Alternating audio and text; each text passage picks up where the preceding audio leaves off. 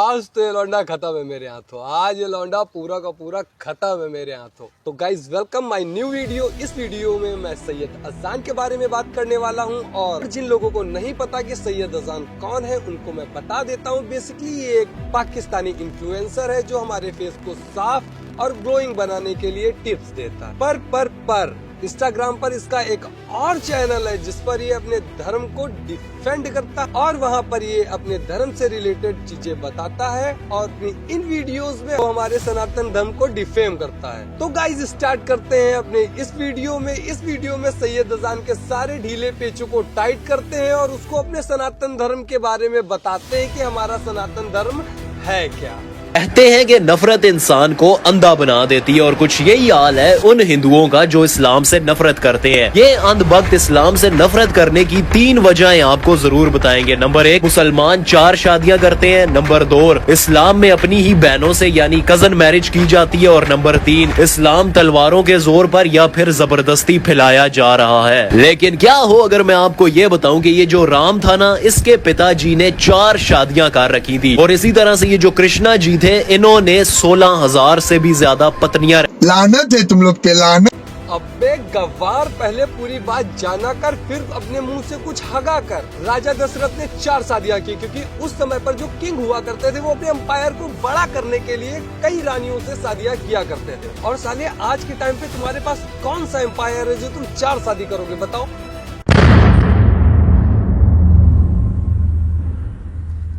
राजा दशरथ की जो 4 रानियां थी उनको उन्होंने बहुत ही रिस्पेक्ट के साथ रखा हुआ था। यहाँ तक कि उन्होंने माता कैकेयी के कहने पे प्रभु श्री राम को वनवास तक दे दिया था। That's the fucking respect। वो अपनी रानियों की इतनी रिस्पेक्ट किया करते थे। और जहाँ तक की बात रही श्री कृष्ण की, तो भोसड़ी के श्री कृष्ण भगवान की 16,108 पत्नियां थी, पर वो 16,108 पत्नियों के साथ लिव इन में नहीं रह रहे थे। एक राक्षस से उन्होंने उन्हें बचाया और 16,100 महलों में उनको रखा ही नहीं, उन्हें रानी वाला सम्मान भी दिया। सैयद अजान, मुझे ये नहीं समझ में आ रहा कि तुम इन सब पर बातें क्यों कर रहे हो। तुम्हें तो अपने आटे और चावल के बारे में देखना चाहिए। 27 साल के हिंदू ने पूरे देश को नचा कर रखा है, तो सोच लो हमारे लाखों साधु अभी भी गुफाओं में धुनी लगा कर बैठे। अबे जलील और आवारा औरत, तूने अंधभक्ति में PhD कर रखी है क्या? नहीं, मेरा मतलब है ये साधु बाबा कौन सी गुफा में धुनी लगाने के चक्कर में रहते हैं, तुम खुद इस वीडियो में देख लो। इस गधे के गूदे को ना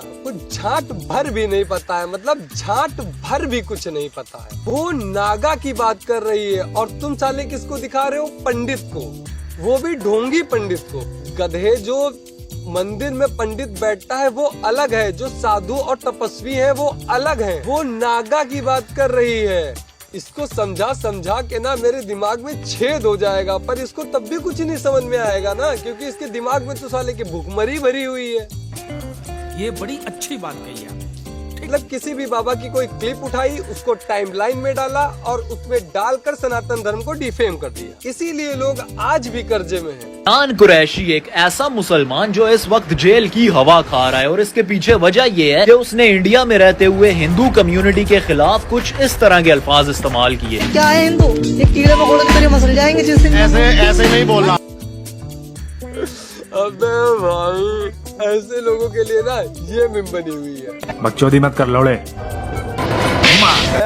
अयान मदरसा कैसे इन लोगों को खत्म किया जाए। साले कैमरे पे आके कुछ भी बक देते हैं। चलो मान लिया ये तो है ही चूतिया, मगर तुमसे क्या मतलब है यार।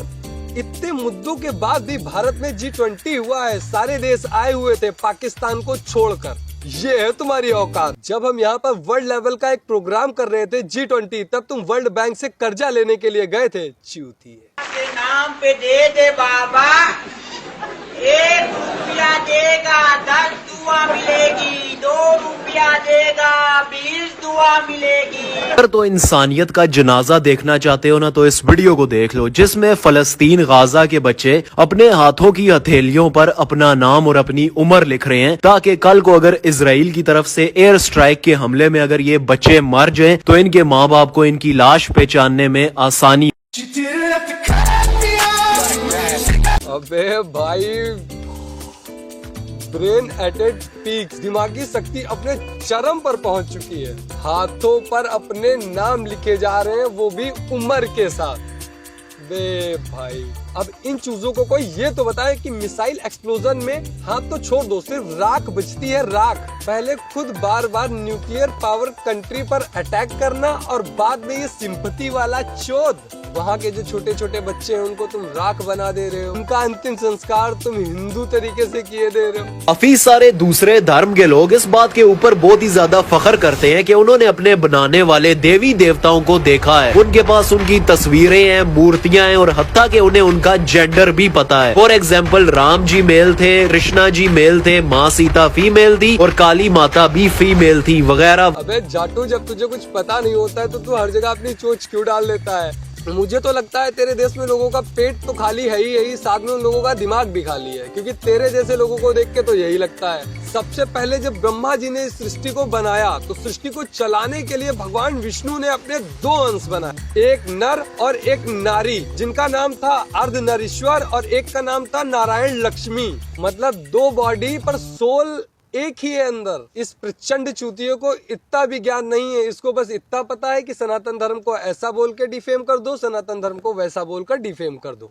और थोड़े अच्छे से बोल के इनके धर्म की बुराई कर दो, जिससे पाकिस्तान के भी व्यूज मिलेंगे, इंडिया के भी व्यूज मिलेंगे। और इसी बात का फायदा उठाते हुए काफी सारे अंधभक्त हम मुसलमानों को कमेंट सेक्शंस में, डीएम्स में ट्रोल करते हुए हमसे अल्लाह पाक की तस्वीर मांगते हैं और नाउज़ बिल्लाह अल्लाह पाक का जेंडर भी पूछते हैं। लड़का हो लड़की हो, किसकी कोख से जन्म लेता है?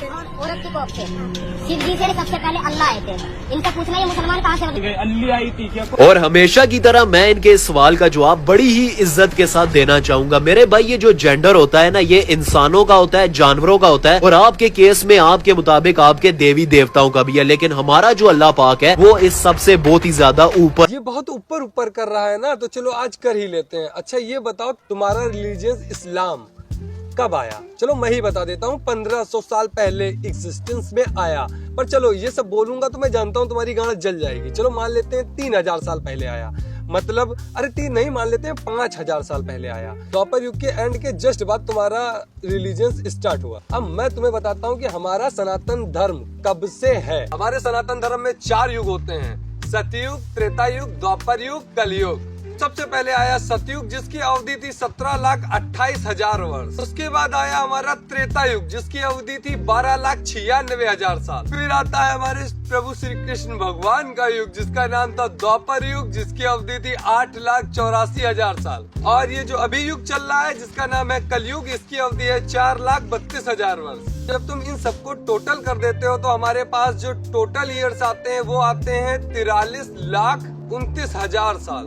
और ये भी फाइनल नहीं है, हमारे वहाँ कहा गया है कि इन चारों युग के कंप्लीट होने से बनता है एक महायुग। और अभी जो महायुग चल रहा है वो है 22वां, यानी कि जो टोटल अमाउंट आया है उसको आप 22 से मल्टीप्लाई कर दीजिए, तो आपके पास जो ये टोटल ईयर्स निकल के आते हैं, तब से है हमारा सनातन धर्म। तो समझ गए चूतिए, that's the power of our God. तुम्हारा कोई भी भगवान या पूरे मैथोलॉजी का कोई भी भगवान इस टाइम पर एग्जिस्ट भी नहीं करता था। इंडिया में बहुत से मुसलमानों को ये रियलिटी पता है, फिर भी वो अपने भगवानों को पूज रहे हैं, हम लोग अपने भगवानों को पूज रहे हैं। पर तुम जैसे भड़वे लोग वहाँ पाकिस्तान में बैठकर यहाँ के लोगों में लड़ाई करवा रहे हो। तो बहनचोद, तुम सनातन धर्म के बारे में बात कर रहे हो, अगर तुम अपनी आर्मी हटा दो, हम अपनी आर्मी हटा दे, तो यूपी और बिहार के ही लौंडे तुम्हारे वहाँ पूरे पाकिस्तान को साफ कर देंगे। और भाई इन सबका यही हाल है, जितने पाकिस्तान में इन्फ्लुएंसर बैठे हैं, इन सबका वही हाल है। इन सबका बस एक ही काम है कि पाकिस्तान से भी क्राउड लो, हिंदुस्तान से भी क्राउड लो, एंड में आटे भर का पैसा तो सामने हो ही जाएगा। तो कुल मिलाकर इसका कंक्लूजन ये निकलता है कि सैयद, तुम अपने देश के लोगों को देख लो, यहाँ के लोगों को लड़वाने की कोशिश मत करो, क्योंकि आगे चल के क्या रियलिटी होने वाली है ये तुम्हें तो पता होगा ही और हमें तो पता है ही। अब अगर वीडियो आप लोगों को पसंद आई हो तो वीडियो पर लाइक मारो, एक कमेंट कर दो कि अगली वीडियो में किस टॉपिक पर बनाऊं, और अगर आपने वीडियो को सब्सक्राइब नहीं किया है, चैनल को सब्सक्राइब नहीं किया है, तो सब्सक्राइब भी कर लो।